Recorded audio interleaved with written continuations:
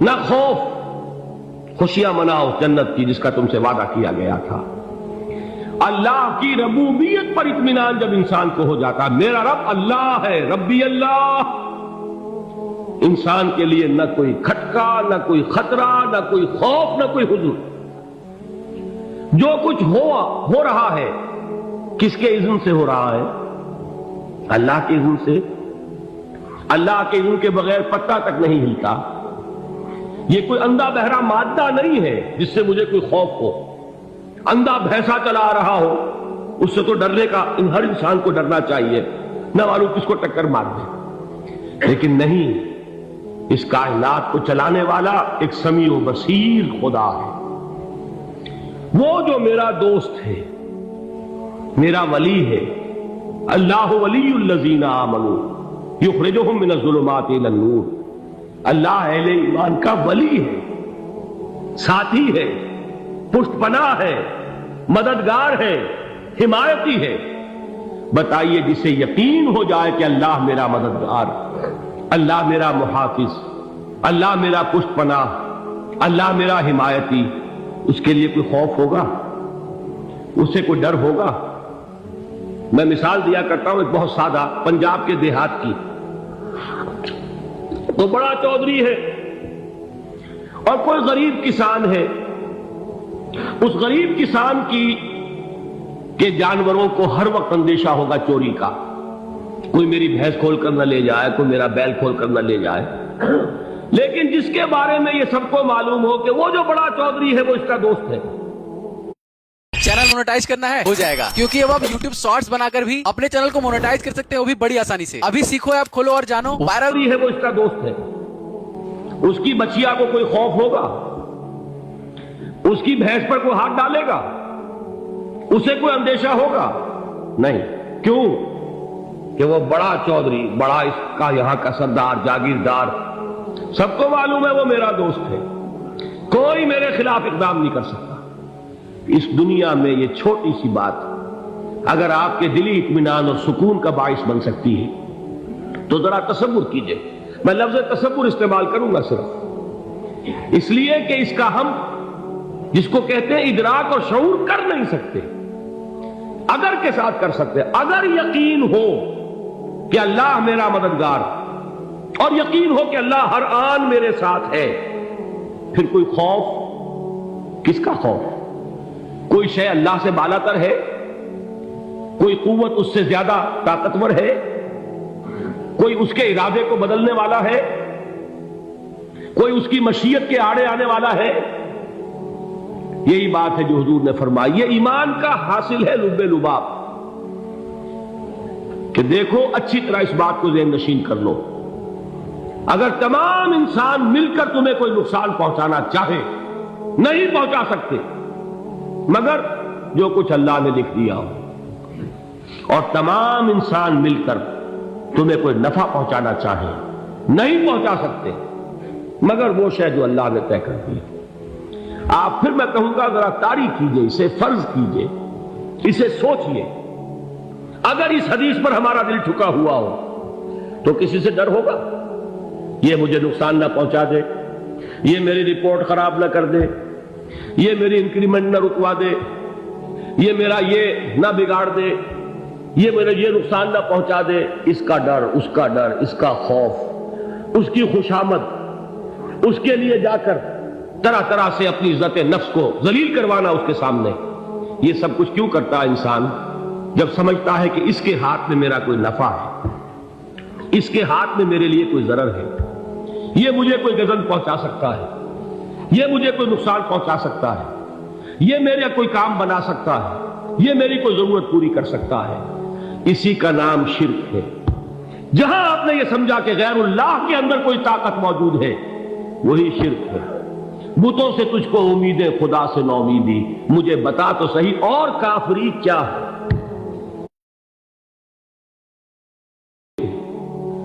جس پر بھی تمہیں یہ خیال ہے، کلمہ ہے یہ کلمہ سوم، لا حول ولا قوت الا باللہ، ذرا اس پر دل کو کبھی اگر آپ تصور کریں، پھر فرض کریں، دل ٹھک جائے اس پر، کوئی طاقت نہیں۔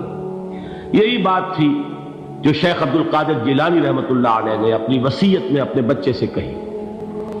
11ویں دینے والے ہیں، لیکن حضرت شیخ عبد القادر جیلانی کی وصیت اور تعلیمات کو کتنے لوگ ہیں تم جانتے ہو؟ یہ جن مقامات تک پہنچے ہیں وہ کس چیز کی بدولت پہنچے؟ انہوں نے جو پیغام دیا وہ کیا تھا؟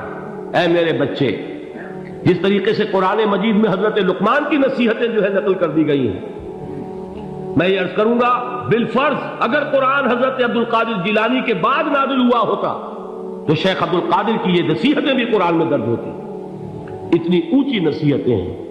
اے میرے بچے، اس حقیقت کو ذہن نشین کر لے، لا فاعل فی الحقیقت ولا مؤثر الا اللہ. اس کائنات میں نہ کوئی فاعل حقیقی ہے نہ مؤثر حقیقی ہے سوائے اللہ. کسی شے میں کوئی تاثیر نہیں اگر اللہ نہ چاہے. آگ جلا نہیں سکتی اگر اللہ نہ چاہے. پانی ڈبو نہیں سکتا اللہ چاہے.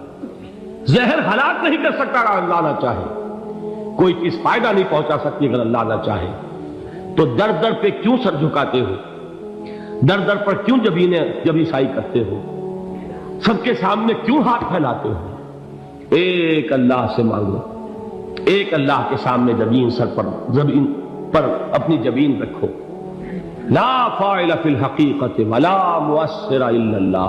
نظر آتا ہے ہمیں کہ پانی پیاس بجھا دیتا ہے. پیاس بجھانے کی صلاحیت پانی میں نہیں ہے، اللہ کے اذن سے. کھانا بھوک مٹا دیتا ہے. بھوک مٹانے کی صلاحیت کھانے میں نہیں ہے، اذن رب میں ہے. دیکھیے یہی یقین تھا. حضرت موسیٰ علیہ السلام کا واقعہ یاد کیجئے.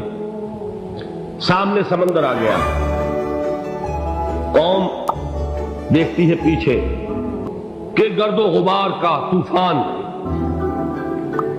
معلوم ہوا کہ فرعون اپنے لشکر سمیت آ گیا.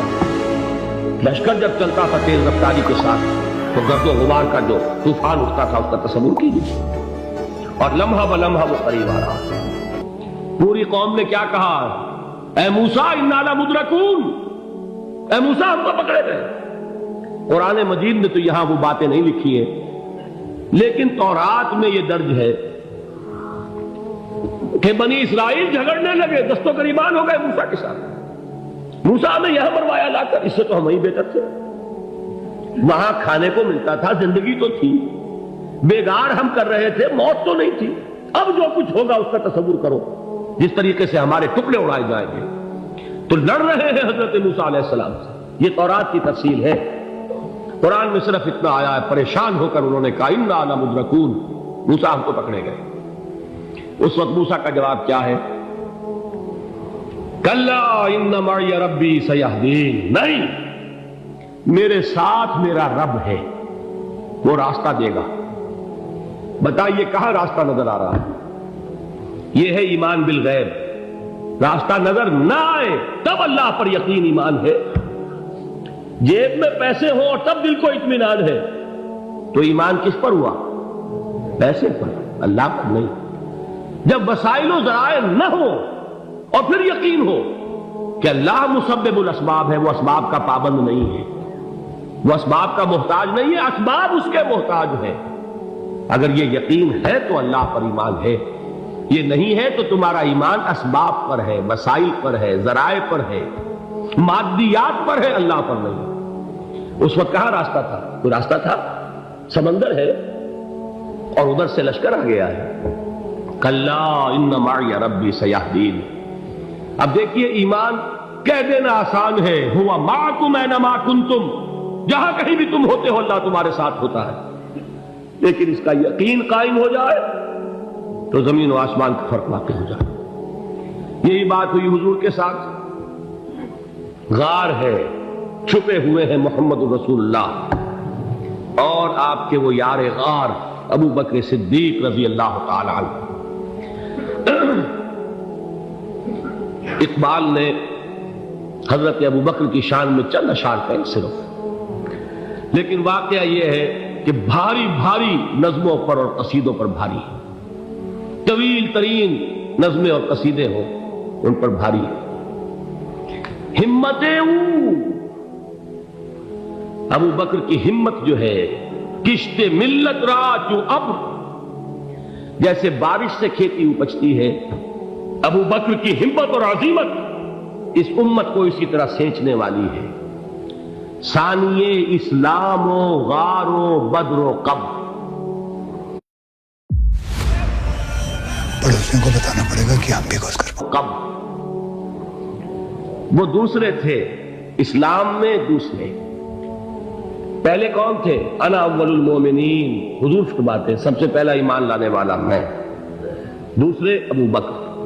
ویسے ہمارے ہاں یہ چلتا ہے اختلاف، حضرت علی پہلے ہیں کہ حضرت ابو بکر پہلے ہیں، لیکن اس میں بڑی خوبصورت تطبیق قائم کی ہے علماء نے، اور بہت صحیح ہے۔ چار کے بارے میں فیصلہ ہی مت کرو کہ کون پہلے، ان کی ایک عجیب تقسیم کر دی ہے۔ آزاد مردوں میں، بالغ مردوں میں سب سے پہلے ابو بکر، بچوں میں سب سے پہلے علی، خواتین میں سب سے پہلے خدیجہ، اور غلاموں میں سب سے پہلے زید بن حارثہ۔ بڑی پیاری تقسیم ہے، یہ چاروں ہی پہلے ہیں، ہر ایک کے لیے اولیت ہے۔ اور واقعہ یہ ہے کہ اگر زمانی اعتبار سے تعین ہوگا تو پہلے خدیجۃ الکبریٰ آئیں گی رضی اللہ تعالی عنہ، کسی اور سے بات کرنے کی نوبت بعد میں آ سکتی ہے، پہلے تو اہلیہ محترمہ سے بات ہوئی، آتے ہی پہلی وحی ہوئی ہے، ابھی تبلیغ کا حکم نہیں تھا۔ کس کو بتایا واقعہ؟ ابھی اپنی نبوت کی تبلیغ کا تو حکم ہی نہیں آیا، واقعہ کس کا ہے؟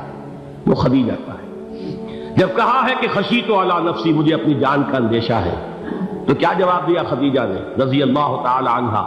وہ صدیقۃ الکبریٰ ہے، صدیقات جو ہے خواتین، ان میں چوٹی پر خدیجۃ الکبریٰ ہے رضی اللہ تعالی عنہا، اور صدیق جو مرد ہیں ان میں صدیق اکبر ہے ابو بکر صدیق رضی اللہ تعالی عنہ، لیکن صدیقات میں چوٹی پر۔ جب حضور نے فرمایا خشیت علی نفسی، کیا فرمایا، کیا عرض کیا، کیسے تسلی دی؟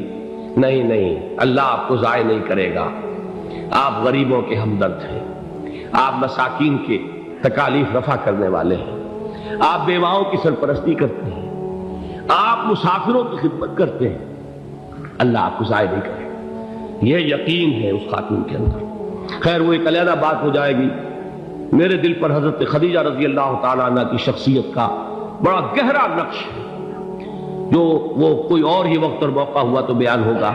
بہرحال اقبال نے ایک مصرے میں جو چار اولیتیں جمع کر دی ہیں، ہمتیں او کشت امت را چو ابر، ثانی اسلام و غار و بدر و قبر۔ اسلام میں حضور کے بعد پہلے کون؟ ابو بکر۔ غار میں حضور کے ساتھ کون؟ ابو بکر۔ بدر کی رات اللہ کا رسول سر سجود، وہ جھاڑ، وہ گھاس پھوس کی جو جھوپڑی بنائی گئی تھی، اور وہاں تلوار ننگی لے کر پہرا دینے والا کون؟ ابو بکر۔ اور اس حجرہ عائشہ میں محمد کے بعد سب سے پہلے دفن ہونے والا کون؟ ابو بکر رضی اللہ تعالی عنہ صلی اللہ علیہ وسلم۔ وہ جو معاملہ میں سنا رہا تھا غار ثور کا، حضرت ابو بکر بھی حضور کے خیال سے لرز گئے ہیں۔ آپ کو یاد ہوگا کہ جا کر پہلے تمام جتنے سوراخ تھے انہیں بند کیا، ایک سوراخ رہ گیا تھا جس کو بند کرنے کے لیے کوئی کپڑا نہیں تھا، وہاں اپنی ایڑی رکھی ہے، تب کہا ہے حضور سے تشریف لائیے، اور اپنے زانو پر حضور کو لٹایا ہے، اور وہاں کسی موذی جانور نے کاٹا ہے، حضور کی آنکھ لگ گئی تھی، اس وقت اس بل کے اندر جو بھی بچھو ہے کیا ہے واللہ عالم، اس نے کاٹا ہے، اس کی تکلیف کی وجہ سے ابو بکر کی آنکھوں سے آنسو ٹپک گئے، حضور کے چہرے مبارک پر پڑے ہیں، تو حضور جاگے ہیں، معاملہ کیا ہے؟ ایڑی نہیں ہٹائی وہاں سے، مبادا وہ جانور وہاں سے نکل کر محمد الرسول اللہ کو کوئی گزن پہنچا دے، ابو بکر کی ایڑی ہے، جس طرح چاہے کھا لے، ختم کر دے، جان نکل جائے تب کوئی آنچ آئے، محمد پر تو آئے، لیکن جیتے جی نہیں۔ وہ ہے ابو بکر۔ حضور کے خیال سے اس وقت حضور نے پھر اپنا لعاب دہن لگایا ہے، اور اس سے پھر آپ کی تکلیف ختم ہوئی۔ جیسے خیبر میں حضرت علی کی آنکھ دکھ رہی تھی، اس کو جو شفا حاصل ہوئی ہے وہ بھی حضور کے لعاب دہن سے ہوئی. تو بہرحال اس وقت انہوں نے کہا ہے کہ اے نبی یا رسول اللہ، اگر اس وقت ان میں سے کسی نے غیر ارادی طور پر بھی اپنے قدموں کی طرف جھانک لیا تو پکڑے جائیں گے. کیا جواب تھا اللہ کے رسول کا؟ لا تحزن ان اللہ معنا. اللہ ہمارے ساتھ ہے، کیوں گھبراتے ہو ابو بکر؟ یہ ہے ایمان باللہ. میرا مالک اللہ، میرا رازق اللہ، میرا محافظ اللہ، میرا مددگار اللہ، میرا پشت پناہ اللہ، میرا دوست اللہ.